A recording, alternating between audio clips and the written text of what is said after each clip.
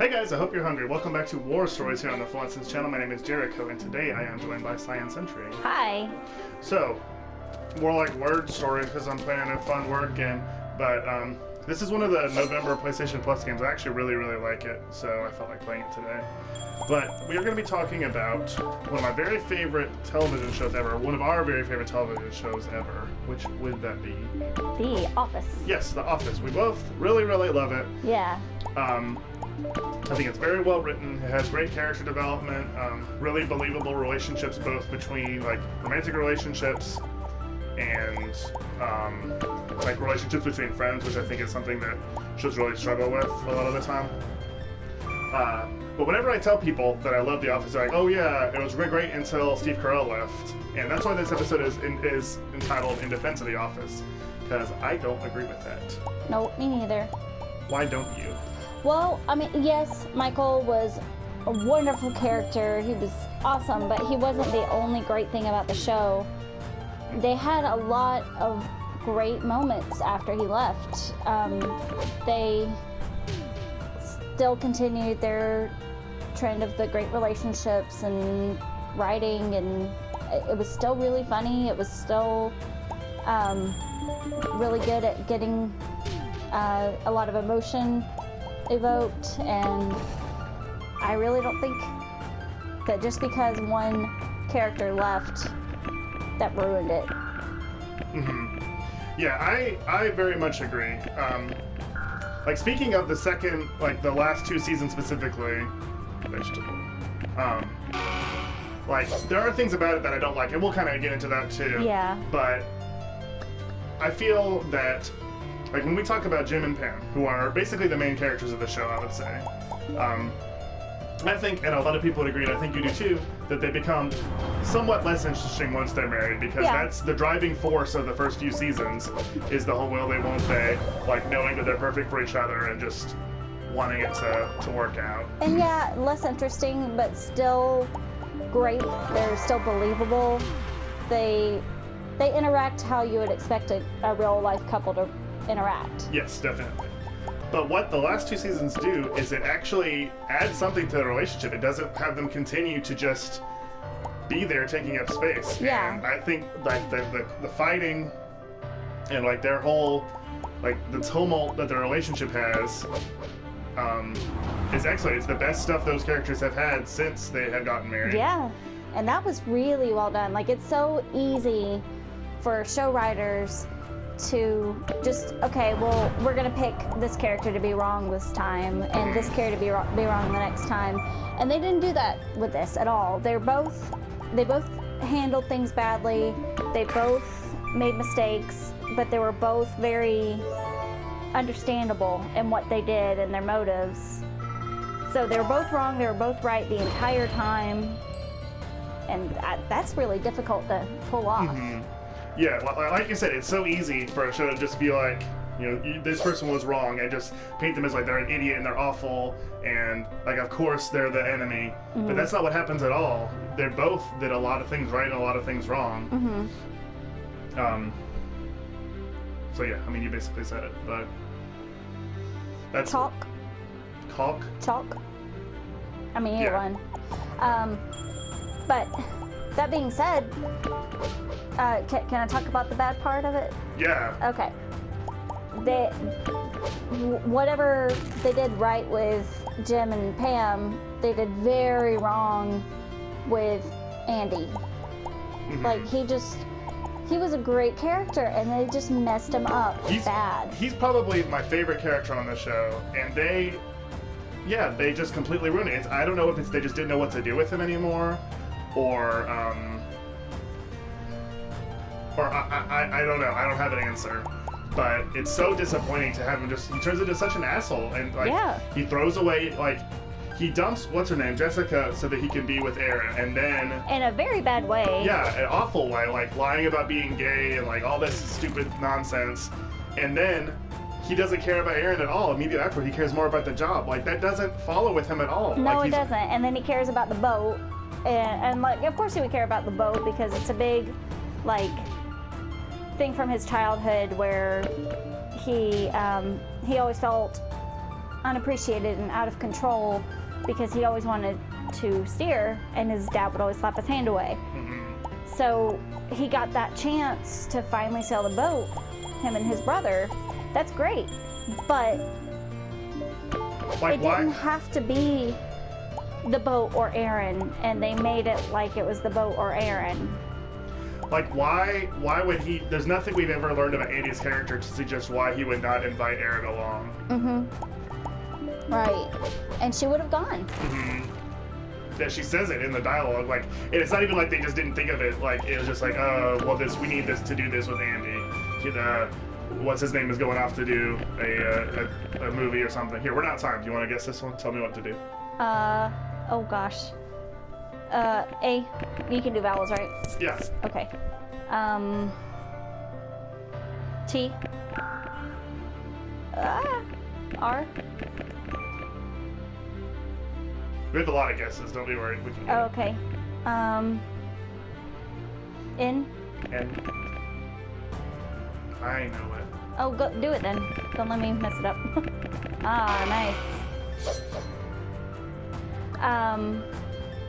So it's sad that they messed up that relationship for no reason. Yeah, what they did to Andy is what I referenced. Like, even though like this is in defense of the last 2 seasons, and they do a lot of really good character stuff too. Like they bring in Robert California, who James Spader, who's like a hilarious presence on the show. Really something new that we haven't seen like anything like his character before. On the show. On the show, yeah. Because he's pretty much the exact same character in Blacklist. But that came after. Yeah, but still. And I don't really like Natalie Bertram very much, but she still is interesting, and I mean, she has her moments. I'm sure I'm partial to her because of Doctor Who, where she was a major character for a while, but I think I would like Nellie anyway, because she's funny enough, but she's also like a really kind of tragic character that she puts on this tough exterior and everything, so people tend to not like her in the show even, but she really has a good heart and everything. She just doesn't know how to show it. So what do you think about how they ended up doing the finale for Kelly and Ryan? Oh, I like that. I think it's perfect. Like that they like. I mean, I don't know about perfect, but they should have ended up together. I didn't like how, like, Ryan is another one of my very favorite characters, and he just is there when the plot needs him. But I'm glad they brought him back, and I think it is a funny and very like. It was fitting. Yeah, it matches their characters in a good way. Yeah, I would say like. They're awful. Like if we think about each character, like Jim and Pam, they have, you know, really good advancements in their characters, and then I don't really like. I'm happy with how they end up because I believe, you know, that they'll be successful or whatever. But like they didn't learn anything because Pam just made decisions on her own. Like, well, since you made decisions on your own earlier, now you like it just like it shows they didn't learn anything. Like I said. But like, and I think it's cool. Like, it's sad that like Kevin would get fired or whatever, but it's cool that he has a bar. Like, he'd be way happier there. Yeah, definitely. I think it's way more fitting for him. Because he was, I mean, Dwight wasn't wrong to fire him. Right. He was very, very bad at what he was doing. Yeah, like when he fires, he's like, give me one good reason not to, and then everyone's like, yeah, like related to his work performance, and nobody has anything to say. Like, it's cool, and it matches Dwight's character too, that he does, like, he has learned, like, the last scene with him and Jim and Pam where he's like, you guys are fired, and he's like, come on, be nice about this. He's like, no, it's just so you can get extra money. Like, he really does care and wants to help his friends. Like, I'm really happy with Dwight and Angela. I don't like, Daryl, really. Like, he also is just kind of, okay, he just went with Jen's company and is gone. Like, you know, they didn't really bother to give him any sort of he didn't really have any arc. Big thing. But like, he was okay. I mean, he's happy. Yeah, like, I'm happy for the character, but I'm not happy for me. Yeah. You know? But And like, this is like a little bit earlier. Like he like one Val away from the jerk guy, and then like the next like it's like the season finale when like she chose him, and then like the beginning of the next season he's like trying to have her break up with him. Like why? Like it's just like, I guess it's not. They think he's not an exciting character to have as like in a relationship or whatever. They wanted, but they didn't end up doing anything else with him. I don't know, like the last seasons do make mistakes, but it's not because Michael isn't there. Like I don't think it would have made it a significantly better show. And they had gone a lot with him too. I feel like I would rather he be gone and they move on with new managers and new stories than have him just be kind of tossed aside like Andy and Daryl were. Especially since he was so central to the show, that wouldn't really be an option. So they would just be forced to think of like contrivances for him to continue to not have happiness and continue to. And the way that they wrote him off was really good for me. Like, you know that he's with Holly, he's starting a family, exactly everything he wanted to do. So he's happy, and I'm fine with that. Like he doesn't have to be there for his presence to really permeate the office. And I do like that they don't bring him in every single episode as a guest star, but I would have been really sad if he wasn't in the finale. Yeah. The finale episode itself, I'm sorry, what were you gonna say? The finale was perfect. Just about. I mean, I love the finale. Yeah, there are lots of things about it that I really think are quite wonderful. There are some times where it like gets a little bit like on the. Like there's one line, like I mentioned last time we watched through the show, I mentioned it like, Jim, remember when we did Office Olympics? Yeah. Like literally just saying, remember this funny thing that we did a long time ago? It was really expositional. Yeah, like. And it was like totally out of the blue. There was no reason for her to bring that up. There wasn't even a flashback or anything. I don't know. That was weird. That was clumsy. Yeah. I feel like there was more to that scene that got cut, and they just didn't cut that part for whatever reason. Yeah, I definitely agree.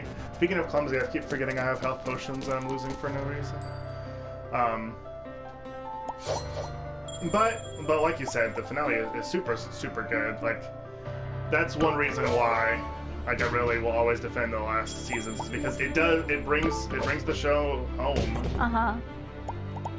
It really does. It